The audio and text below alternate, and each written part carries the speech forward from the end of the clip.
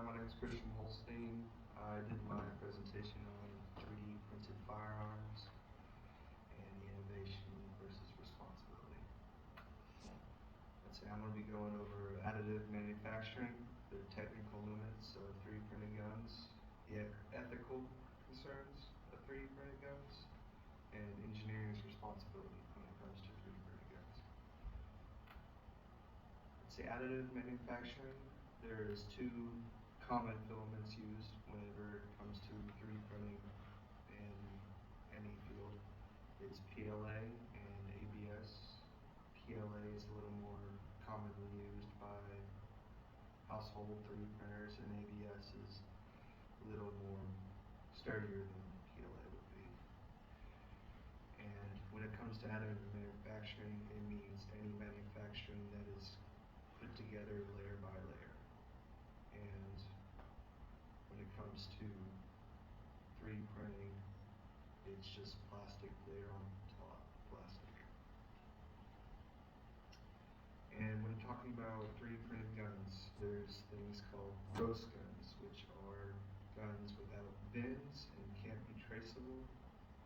And one of the main problems with that is every single gun sold in America has to be registered and followed by law enforcement and the government.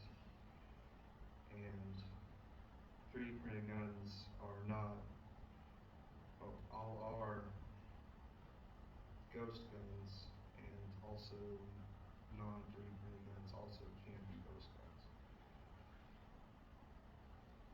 And the technical limitations of a 3D printed gun is the single shot failure, which prompts people to build hybrid builds, which include metal components, such as the barrel in the picture on the left, and some of the pins and springs.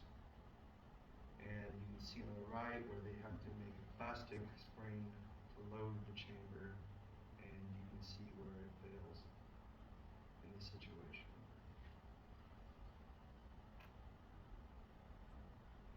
The digital accessibility of the blueprints of 3D printed guns. I'm going to be honest, I looked up just 3D printed guns and I had over hundreds of just designs. So the digital accessibility of guns in general, of the 3D printed kind, is anyone can get access to it and 3D print their own. And on the right, it actually goes into the detail on the components, such as the spring for the magazine, the slide, the barrel, and on the left, it actually shows where it needs the metal components with the darker gray.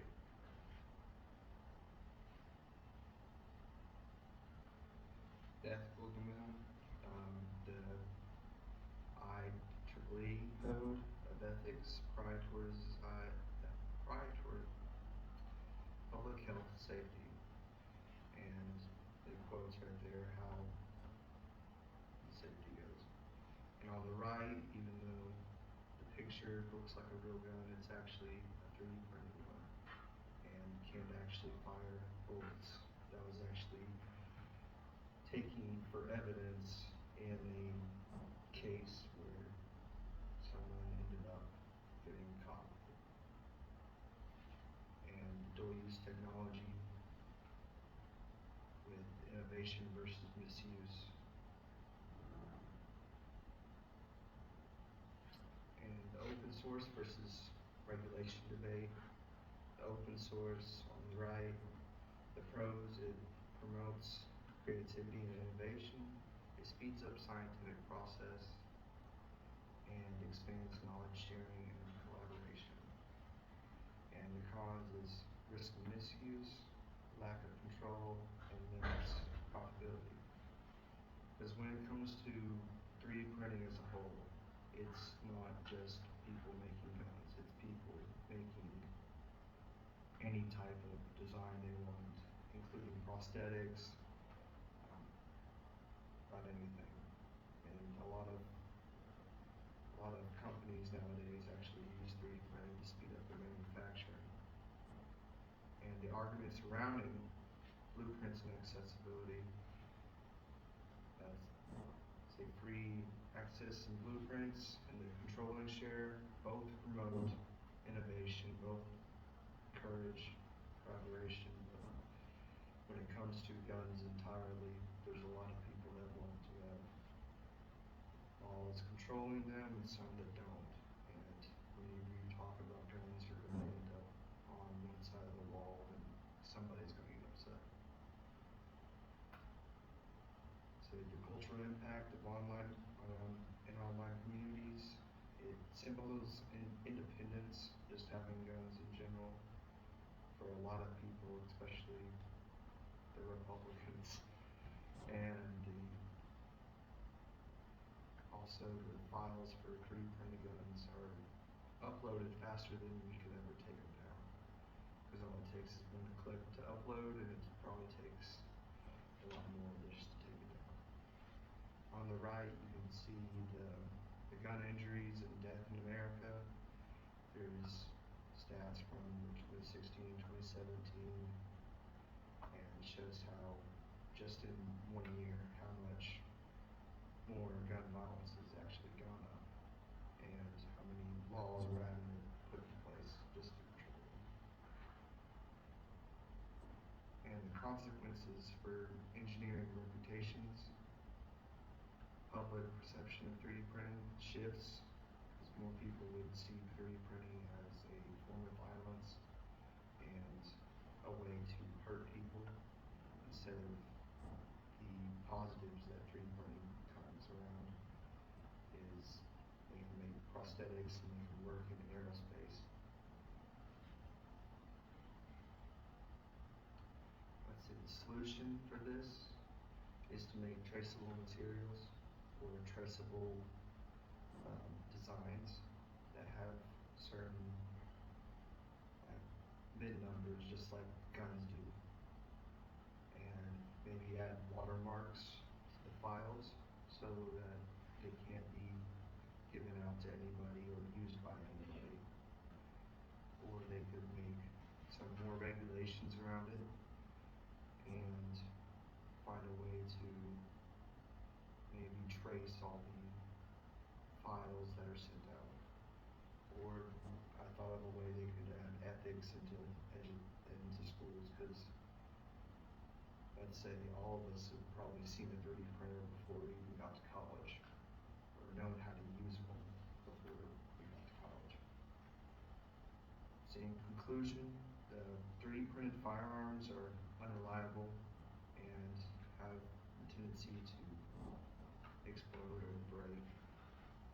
And technology is fastly advancing, and regulations can't keep up with how fast we learn to do something new. And engineering must lead the conversation about responsibility and technology use, because more than likely we're the ones that are inventing it or creating it.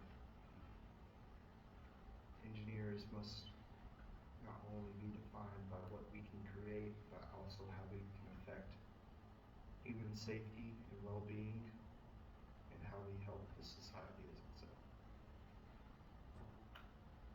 Questions?